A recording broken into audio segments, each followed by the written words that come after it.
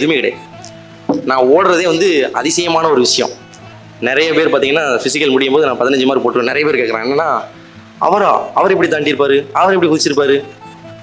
அப்போ அவர் எப்படி தாண்டியிருப்பாருன்னா, நான் என்ன 2 காலுமே இல்லாமலடா ஃபிசிக்கலுக்கு போனேன். எனக்கும் 2 கால் இருக்குல்ல, எனக்கும் 2 கை இருக்கு, நானும் மனுஷன் தானே. அப்போ என்ன நினைச்சேன், அப்போ நிறைய ஃப்ரெண்ட்ஸ் கேட்கும்போது அவர் தாண்டியிருக்க வாய்ப்பே இல்லையா, அவர் எப்படி ஓடி இருப்பாரு. இப்போ உலகத்தில் நான் தாண்டணுமா தாண்டக்கூடாதான்னு முடிவு பண்ணுற ஒரே ஒரு சக்தி யார்கிட்ட மட்டும் தான் இருக்குது, என்கிட்ட மட்டும் தான் இருக்குது. யாருமே என்ன பண்ண முடியாது, அதை டிசைட் பண்ண முடியாது.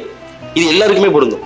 அதனால் எல்லாருடைய முயற்சிகளும் என்ன ஆகணுங்கிறது அவங்களுடைய விருப்பம் தான்.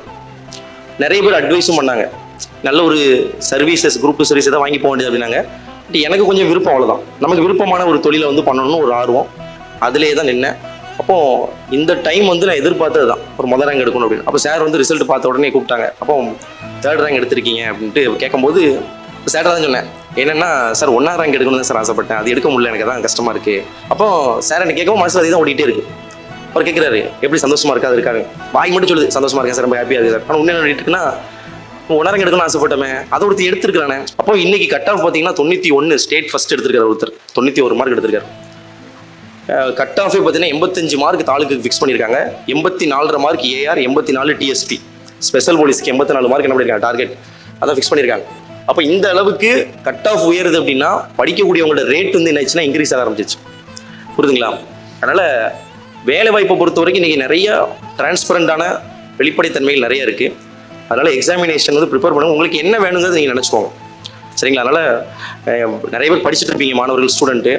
நான் கிளாஸில் சில நேரத்துக்குமே இதை சொல்லியிருப்பேன், நிறைய படிக்கிறீங்க, பட் உங்களுக்கு ஒரு டார்கெட் ஃபிக்ஸ் பண்ணிக்கோங்க. இதை தான் நம்ம அச்சீவ் பண்ண போகிறோம், ஒரு டார்கெட் ஃபிக்ஸ் பண்ணுங்கள்.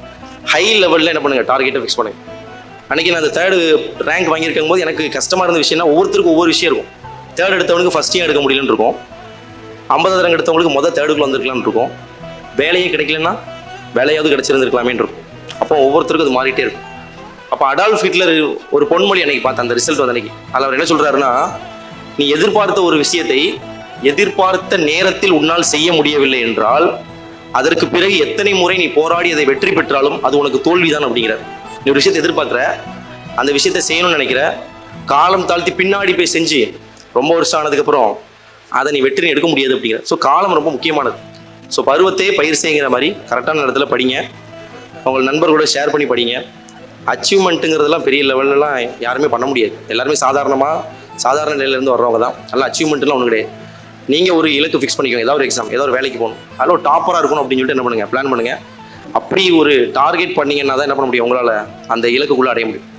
ஏதோ ஒரு பணியிடத்தில் ஏதோ ஒரு வேலைக்கு போகணும் அப்படின்னு நினச்சா அது வந்து ரொம்ப கஷ்டமானதான். சரி, இப்போ